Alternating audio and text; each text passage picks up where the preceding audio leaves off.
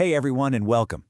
So, today we're going to dive into a really fascinating and, honestly, a deeply psychological concept from the Quran. It's this idea of the distractors, people who are said to sell their souls for some kind of temporary prize. When we think about distractions, our minds usually jump to, what?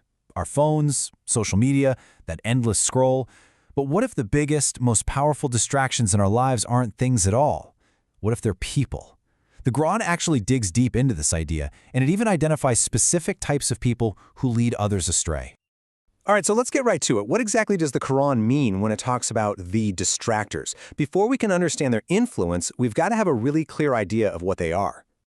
At its core, the term refers to pretty much anyone. It could be a single person, a whole group, even an institution that actively pulls people away from a path of spiritual guidance. And as we're about to see, their reasons and their methods can be surprisingly different. So the source material breaks this whole concept down into 5 distinct archetypes, or types. And understanding these really helps us see how these misleading influences can show up in our own lives. Let's start with the first one. First up, we have perhaps the most direct archetype. Those who literally, willingly trade something of ultimate value for a quick, temporary gain. Man, this verse is just so powerful. And that phrase, a miserable price, it just hits you, right? It tells you this isn't some logical business deal. It's emotional. It's driven by things like envy. And that's the key right there. It's all about their motivation. This isn't some big philosophical debate for them. Nah, it's about ego, jealousy, or just wanting stuff, like status, money, or fame. They push guidance away because it gets in the way of what they want right now. Okay, let's move on to our second archetype. And this one is considered especially dangerous because they're just so deceptive. We're talking about the hypocrites. See that transactional language pop up again? Purchased error in exchange for guidance. It's like another bad business deal. But here, the verse really stresses the final outcome. The trade was profitless. It was a total loss. So the core element here is concealment. Unlike that first group, these people look like they're on the right path. They blend in, they say all the right things, but secretly, their goal is to undermine and mislead from the inside out, and that's what makes them so dangerous. All right, archetype number 3. This is the one a lot of people might think of as the ultimate source of all distraction. Shaitan, or Satan, and his whole network of allies. Wow. This verse describes a complete takeover, doesn't it? It's not just a subtle suggestion. It's about being so consumed by this influence that you actually forget your core purpose. You become part of the party of Satan. So Shaitan's role here is the prime instigator. The whole goal is just to create chaos, to sow doubt and confusion everywhere. And here's the important part. This isn't a solo mission. A key part of the strategy is to actively recruit human allies to help amplify that distraction. Next up, our fourth archetype.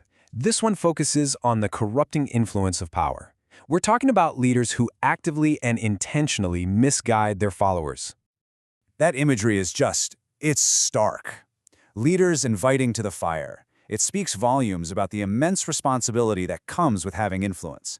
And when that influence is used to mislead, the consequences are just incredibly severe and widespread. And this is where you can really see the scale of the problem.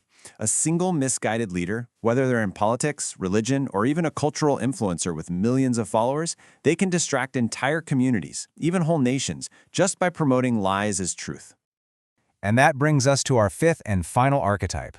This group uses a very different kind of weapon. It's much more social and psychological. It's ridicule. You can just feel the arrogance in that question, can't you? The whole tactic is to reframe faith as foolishness. It's about making believers question themselves, not through logic or debate, but through shame. And this is such a powerful form of distraction because it targets a really fundamental human need, the desire to belong and be respected. By using mockery and ridicule, they create social pressure, hoping to isolate believers and make them doubt their own convictions. Okay, so we've looked at the who. We've seen the 5 archetypes. But now for the big question, the why. What is this miserable price that they're all paying for? What are they getting in return? When you look at all their motivations, a really clear pattern just jumps out. Everything is temporary. Everything is worldly. It's all about the quick win, A little bit of power, some influence, acceptance from the cool kids, or just feeding one's own ego. In every single case, they are trading something eternal for something immediate. And this verse, well, it just brings it all home.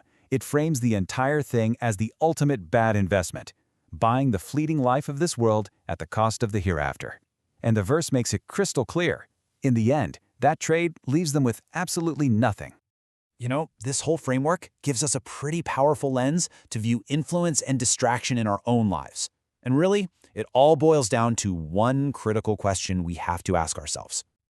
This perspective really forces us to think in terms of value, doesn't it?